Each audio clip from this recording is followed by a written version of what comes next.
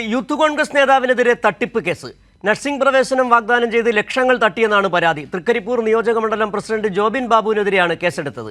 ഷാഫി പറമ്പിലിന്റെ പ്രചാരണത്തിൽ സജീവ സാന്നിധ്യമാണ് ജോബിൻ ബാബു. വിവരങ്ങളുമായി ഞങ്ങളുടെ പ്രതിനിധി സന്തോഷ് കണ്ണൂരിൽ നിന്ന് ചേരുന്നു. സന്തോഷ്, ഈ ജോബിൻ ബാബു എത്ര പേരിൽ നിന്നാണ് ഈ പണം തട്ടിയത്?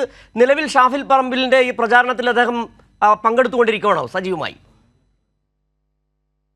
യൂത്ത് കോൺഗ്രസിന്റെ തൃക്കരിപ്പൂർ നിയോജക മണ്ഡലം പ്രസിഡന്റിനെതിരെയാണ് ഇപ്പോൾ തട്ടിപ്പ് കേസിൽ പോലീസ് കേസെടുത്തിരിക്കുന്നത്.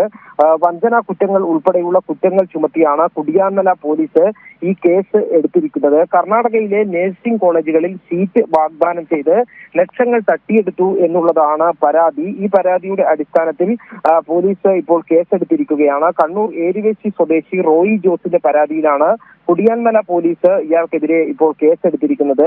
കണ്ണൂർ, കാസർഗോഡ് ജില്ലകളിൽ സമാനമായ രീതിയിൽ നിരവധി പേർ തട്ടിപ്പിന് ഇരയായിട്ടുണ്ട് എന്നുള്ളതാണ് സൂചന. ഈ യൂത്ത് കോൺഗ്രസിന്റെ നേതാവായ ജോബിൻ ബാബു വടകര ലോക്സഭാ മണ്ഡലം UDF സ്ഥാനാർത്ഥി ഷാഫി പറമ്പിലിന്റെ തിരഞ്ഞെടുപ്പ് പ്രചരണത്തിൽ ഉൾപ്പെടെ സജീവമായി പങ്കെടുത്തുകൊണ്ടിരിക്കുകയാണ്. അതോടൊപ്പം തന്നെ മറ്റ് കോൺഗ്രസ് നേതാക്കന്മാർക്കൊപ്പമുള്ള പ്രമുഖ നേതാക്കന്മാർക്കൊപ്പമുള്ള ഫോട്ടോകളെല്ലാം തന്നെയും പുറത്തു വരികയും ചെയ്തിട്ടുണ്ട്. പോലീസ് ഈ കേസിൽ വിശദമായ അന്വേഷണം ആരംഭിച്ചിട്ടുണ്ട്.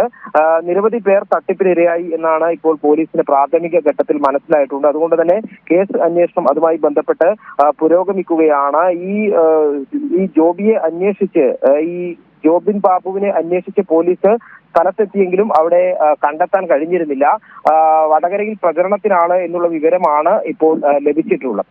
ശരി, എം സന്തോഷാണ് കണ്ണൂരിൽ നിന്ന് വിവരങ്ങൾ നൽകിയത്. യൂത്ത് കോൺഗ്രസ് നേതാവ് ജോബിൻ ബാബുവിനെതിരെ തട്ടിപ്പ് കേസ്. നിരവധി പേരിൽ നിന്ന് നഴ്സിംഗ് പ്രവേശനത്തിന്റെ പേരിൽ ലക്ഷങ്ങൾ തട്ടി, കർണാടകത്തിൽ പ്രവേശനം നേടിക്കൊടുക്കാമെന്ന് പറഞ്ഞ് ലക്ഷങ്ങൾ തട്ടിയെടുത്ത പരാതിയിലാണ് ഇപ്പോൾ അന്വേഷണം. നിരവധി പേർ പരാതിയുമായി രംഗത്ത് എത്തിയിട്ടുണ്ടെന്നുള്ള വിവരങ്ങളാണ് ഞങ്ങളുടെ പ്രതിനിധി സന്തോഷ് നൽകുന്നത്.